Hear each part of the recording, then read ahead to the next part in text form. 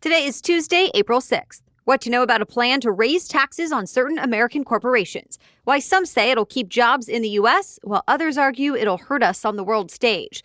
Also, some of the world's most powerful countries coming together today with the same mission, a new nuclear deal, but it won't be easy.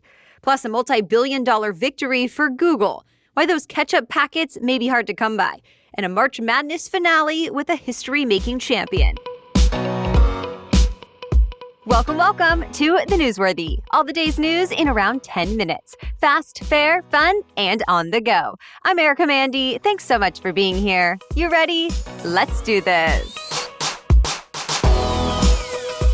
Once again, there's a new major proposal in Congress that could impact taxes and businesses, and it has lawmakers split. This time, it's about forcing American corporations to pay higher taxes on profits they earn overseas. For example, Amazon, who sells to shoppers in Europe, or Morgan Stanley, which offers financial services in China.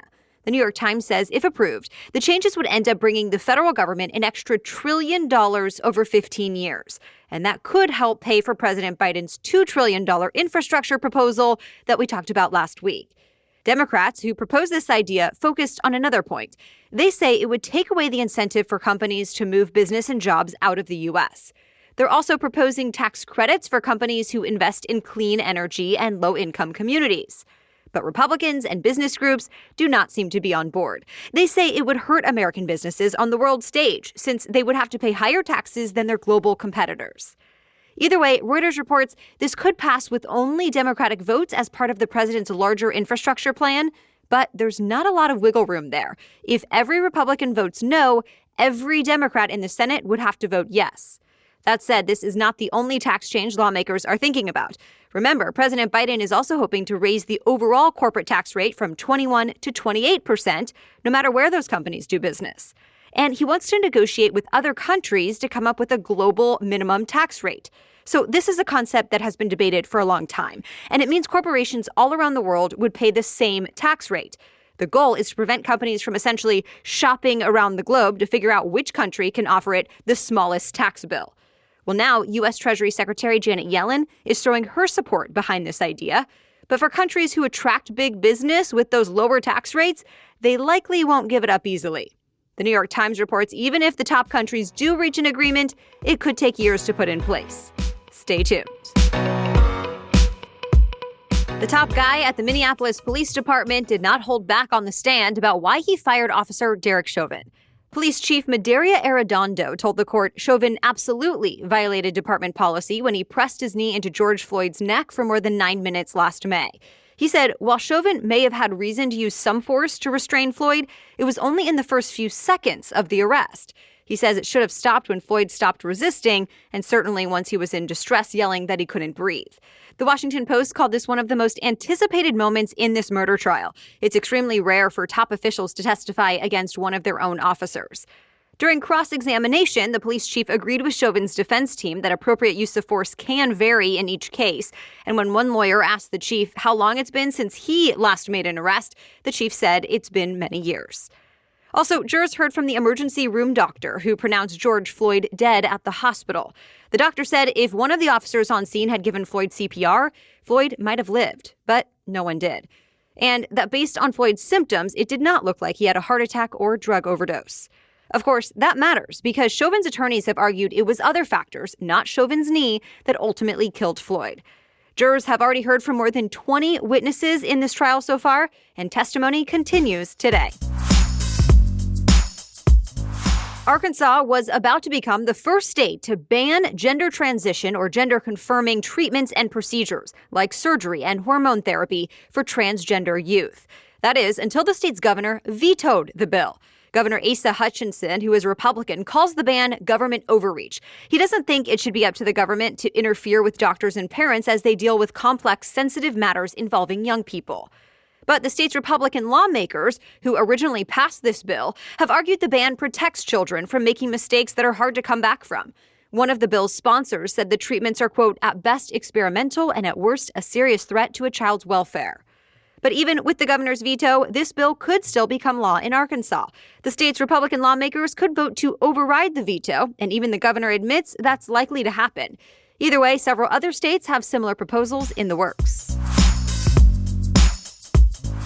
Today, all the countries who originally signed the 2015 Iran nuclear agreement are getting together again, hoping to revive the deal. Of course, it will not be easy.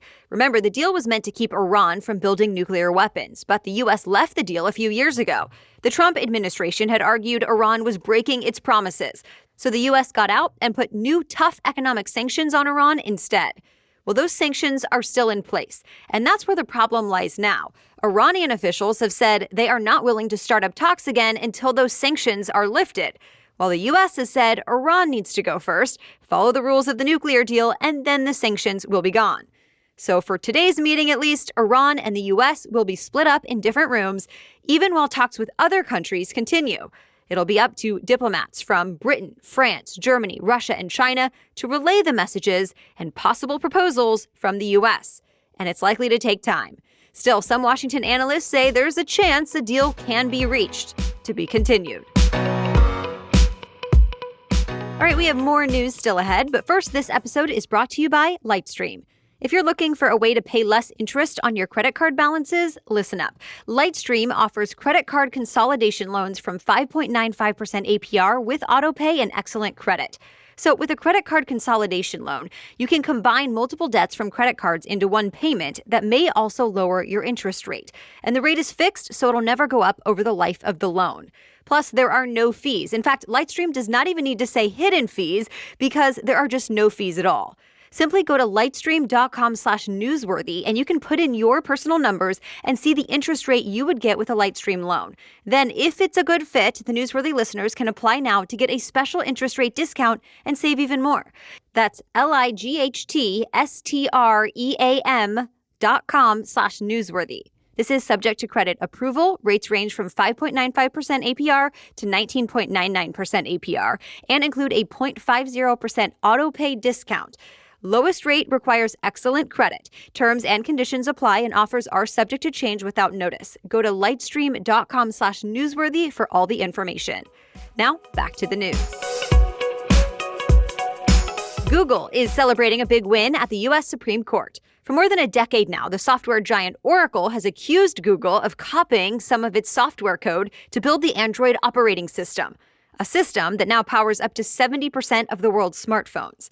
So Oracle executives have been saying Google owes them $9 billion. And the case made it all the way to the U.S. Supreme Court. Now, in a 6-2 vote, justices decided Google did not do anything illegal and does not owe Oracle anything. They say the software code counted as fair use under current copyright laws. That's partly because Google used only a fraction of the code and then built its own new software platform. Still, Oracle insists the Supreme Court got this wrong. The company put out a statement saying the decision lets Google further bully smaller companies and dominate the market by stealing their ideas. On the other side, Google says the court's decision is a victory for consumers and computer science. It says the next generation of developers will now be able to freely create the best products and services that benefit their customers. Google still has more legal challenges ahead, though. Remember, the U.S. Justice Department sued Google, accusing the tech giant of having an illegal monopoly over search. Several states have filed their own lawsuits against Google as well. LG cell phones will soon become a thing of the past. The South Korean company LG Electronics says it is shutting down its mobile phone business and will instead focus on things like smart home and robotics products. When it comes to phones, the company has been struggling to keep up with rivals like Apple and Samsung for a long time. Reuters reports over the past 6 years, LG's smartphone division has reported losses of about $4.5 billion. If you do still use an LG phone, you'll have access to service at least for a little while. LG says it'll continue to provide software updates for a, quote, period of time, but it did not get any more specific than that. We all remember seeing empty toilet paper shelves at grocery stores at the start of the pandemic. Now, a year later, another industry is struggling to keep up with demand. Ketchup. The Wall Street Journal explains, since so many more people are ordering takeout these days, restaurants are giving out way more ketchup packets than ever before. And even restaurants that have been open for in-person dining have switched from those large bottles to single-serve packets for sanitary reasons. The maker of Heinz ketchup says it's doing all it can to make enough packets to meet the demand, but that making the individual packets is more time-consuming and expensive than larger bottles. Heinz says it's planning to open new manufacturing lines this month and then more after that, and it's also running extra shifts at its plants. In the meantime, restaurant owners are switching things up by using generic brands or hitting up other stores like Costco for supplies. The Baylor Bears won their first NCAA men's basketball championship in school history. And this means Baylor was the only team the Gonzaga Bulldogs could not beat this entire season. The game wasn't even close, though. Baylor was ahead of Gonzaga the entire time, and the final score was 86-70. It caps off a very unusual season and March Madness tournament. Remember, the whole thing has been played in a sort of bubble in Indianapolis. After winning, Baylor's coach said he was lucky to be isolated with people he loved. He spoke about his team, saying it's full of, quote, great basketball players, better people. And that's it for the main news today, but now it's time for Trivia Tuesday, when we ask a different trivia question every week. But first, thanks to our sponsor, Native. Native cares about your self-care, offering personal care products that you can feel good about putting on your body every single day. In fact, that's the main reason I only use Native deodorant. I feel good about what's in it. They include only ingredients I've actually heard of. And none of their products are tested on animals, and almost everything is vegan. Plus, Native also cares for the environment. They've been offering some plastic-free options for a while now, and they just launched additional plastic-free deodorant scents, including lilac and white tea, eucalyptus and mint, cotton and lily, and more. And you can now also get unscented and the aloe and green tea sensitive in plastic-free as well. Oh, and Native is also about convenience. You can simply subscribe to Native so you'll never have to sweat about running out of deodorant again. So make the switch to Native today if you haven't already by going to nativedeo.com/newsworthy or use the code newsworthy at checkout and get 20% off your first order. That's nativedeo, nativedeo.com/newsworthy or use the promo code newsworthy at checkout to get 20% off your first order. Okay, now back to Trivia Tuesday. And today's trivia question is, how many rides are at Disney World? You can answer this week's question in our quiz posted to Instagram stories today. Find and follow us on Instagram to play along. Our handle is @NewsworthyPod. As for last week's trivia question, who was the first American to go into space? The answer is Alan Shepard Jr. He was part of NASA's first human spaceflight program called Mercury 7. Shepard's historic flight happened on May 5th, 1961, just a few weeks after a Russian astronaut flew to space for the very first time. Shepard flew roughly 116 miles above the Earth before coming back down. The flight lasted about 15 minutes and was broadcast live around the world. Shepard made history again in 1971 when he became the first and only person to hit a golf ball on the moon.